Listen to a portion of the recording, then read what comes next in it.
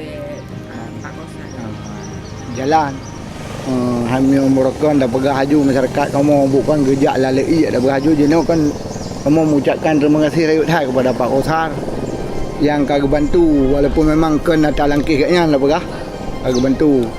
untuk ke jalan kampung-kampungnya kamu segala melaki terima kasih rayut hai pesan long kepada Pak Kosar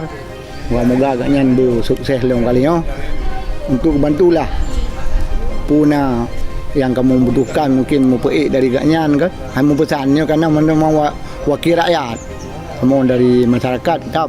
wakil rakyat kamu nah jadi mudah-mudahan monggosa berenging lah kiban yang kegenging kamu yang kalipah mudah-mudahan kan yang kalinya berenging ke kamu ke depan lagi nanti.